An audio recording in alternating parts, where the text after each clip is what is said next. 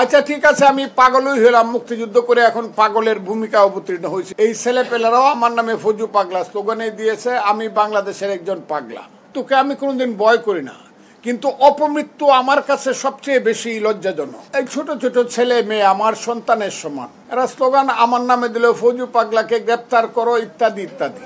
গতকালকে একটা ঘটনা ঘটেছে, আমি 5টার দিকে শুনতে পেলাম যে আমাকে দল একটা শোকজ নোটিশ দিয়েছে। আমার দল জাতীয়তাবাদী দল বিএনপি। আমি অন্যদের মুখে শুনলাম, এবং এই 5টা থেকে রাত্র 9টা পর্যন্ত আমার হাতে কোনো কাগজ পৌঁছে নাই। আমি রাত্র 9টার সময় দলের একটা কাগজও পেলাম, আমার কাছে সেই চিঠিটি এখন আছে। দেখলাম আমার নামে দল আমার কিছু কর্মকাণ্ড এবং কথাবার্তার জন্য শোকজ নোটিশ করেছে উত্তর দেওয়ার জন্য। এইটা খুবই একটা স্বাভাবিক ঘটনা। একটা রাজনৈতিক দলে, আমি দলের মধ্যেই আছি, এখন পর্যন্ত আমি চেয়ারপারসনের উপদেষ্টা, আমি বিএনপির লোক। আজকে হঠাৎ করে, যেটা দুর্ভাগ্যজনক, আজকে হঠাৎ করে আমি দেখতে পেলাম সকালবেলায় আমার বাসার সামনে কিছু মিছিলের শব্দ পাইলাম। সেই শব্দগুলা বলাটাও আমার কাছে মনে হইল কিছু এই ছোট ছোট ছেলে মেয়ে আমার সন্তানের সমান। এরা কারা আমি চিনিও না। এরা স্লোগান আমার নামে দিল, ফজু পাগলাকে গ্রেপ্তার করো ইত্যাদি ইত্যাদি। ফজু পাগলা মানে আমি বাংলাদেশে এখন ফজু পাগলা হয়ে গেছি, এবং এই নামটা আমাকে দিয়েছে মুক্তিযুদ্ধ বিরোধী জামাতে ইসলাম, আমি নাকি ফজু পাগলা। এবং প্রথমে এই কথাটা বলেছে মুফতি আমির হামজা নামে একজন লোক। আচ্ছা ঠিক আছে, আমি পাগলই হলাম, মুক্তিযুদ্ধ করে এখন পাগলের ভূমিকা অবতীর্ণ হয়েছি, সেটাও আমার কথা না। এই ছেলেপেলেরাও আমার নামে ফজু পাগলা স্লোগানে দিয়েছে, আমি বাংলাদেশের একজন পাগলা।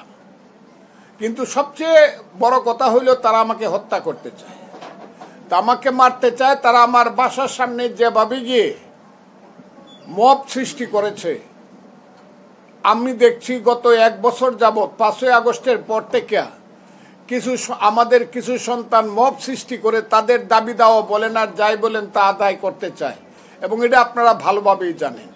কিন্তু আমার মতো একজন সিনিয়র মানুষ, যে দেশটার জন্য যুদ্ধ করেছি, আমি যুদ্ধ না করলে বা মুক্তিযোদ্ধারা যুদ্ধ না করলে এই সন্তানেরা তো বাংলাদেশের সন্তান হইতো না, এরা হয়তো পাকিস্তানের সন্তান।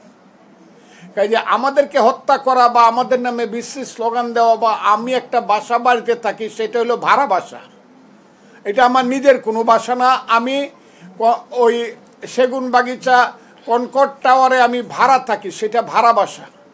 এখন আমি মনে করতেছি যে আমি যে ভাড়া বাসায় আছি, যেভাবে গিয়ে আমার সাথে মব সৃষ্টি করা হয়েছে, আমি বাসায় আমাকে থাকতে দিবে কিনা। প্রথম আমার অনিশ্চিত অবস্থা, কারণ মালিক বলতে পারে ভাই আপনাকে বাসা ভাড়া দিলে আমার বাড়িঘর পুড়িয়ে ফেলবে ভাঙে, যেটা করতেছে মব। 2 হইল আমি আমার জীবন নিয়ে চিন্তিত যতটা, তার চেয়ে আমার স্ত্রী আজকে দেখেন আপনি বসে আছে, আমার সন্তানরা ওখানে থাকে। আমার ছোট সন্তান ব্যারিস্টার, আমার আরো 2 সন্তান আছে। এক সন্তান উত্তরাতে থাকে, বড় ছেলে, মেজো ছেলে আছে, সেও চাকরি করে। আমি আজকে বলতে চাই তারা এই 2 সন্তান, আমি কোনো ভয় করি না, যে আমার মৃত্যুকে আমি কোনোদিন ভয় করি না, কিন্তু অপমৃত্যু আমার কাছে সবচেয়ে বেশি লজ্জাজনক। আমার কাছে মনে হচ্ছে দেশ বিদেশ থেকে স্বাধীনতা বিরোধী শক্তির যারা ইউটিউবার এবং যারা তাদের পক্ষে সাংবাদিকতা করে, স্বাধীনতা বিরোধী শক্তির পক্ষে দেশে বিদেশে থেকে বেশ কয়েকদিন যাবৎ প্রথম বলছে ফজলুর রহমানকে মব জাস্টিস করো, তার উপরে মব জাস্টিস এখন প্রযোজ্য। আর ফ্রান্স থেকে 2 জন সাংবাদিক বলছে তাকে হত্যা করাই দরকার। আর কালকে সর্বশেষ পরশু রাত্রে দেখলাম, আমি নামটা আমার, সেও জামাতের একজন ইউটিউবার, সে আমাকে বলছে যে ফজলু পাগলাকে জবাই করেই হত্যা করতে হবে। এই যে অবস্থাটা, এই অবস্থাটা জানানোর জন্য আমি আপনাদের কাছে আসছি, এবং তার রেজাল্ট আমি দেখতেছি আমার বাড়ির সামনে 7 থেকে 8 জন বা 9 জন ছেলে মেয়ে, এরা কারা কোন দলের আমি চিনি না। এই যে অবস্থা, এই অবস্থাতে আমি তো দেশের একজন নাগরিক, আমার তো বাঁচার অধিকার আছে। আমি প্রথমে বাংলাদেশের জনগণের কাছে হাত জোড় করে আহ্বান জানাবো, আমি বাংলাদেশের ফজলুর রহমান, আমি হাত জোর করে আপনাদের জানাবো, আমি একজন মানুষ।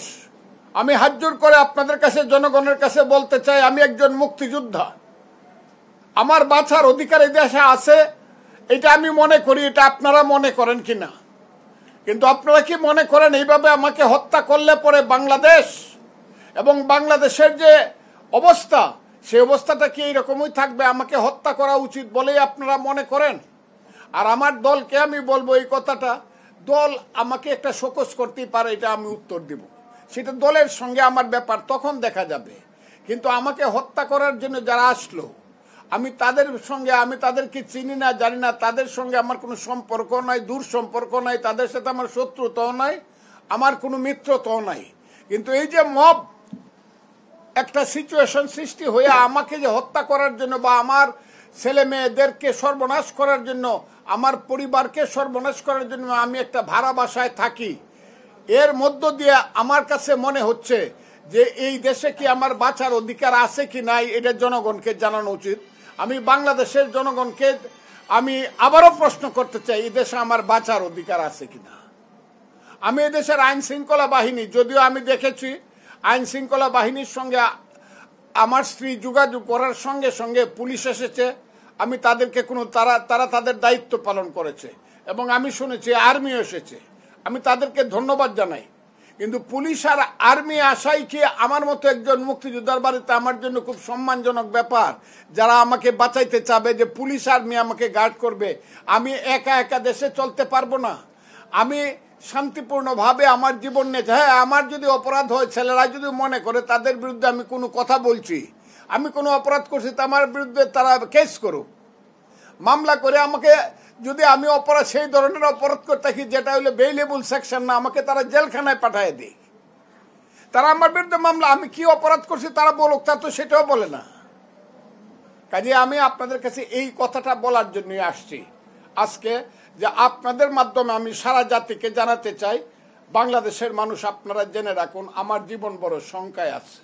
আমি ফজলুর রহমান, আমি দেশকে ভালোবাসি, আমি মুক্তিযুদ্ধকে ভালোবাসি, আমি দেশের মানুষকে ভালোবাসি। বিশেষ করে আমার যে এলাকা ইটনা মিটামন অষ্টগ্রামের মানুষ, কালকের থেকে বোধহয় ওখানে নাওয়া খাওয়া মানুষের বন্ধ। ইটনা অষ্টগ্রাম মিটামনের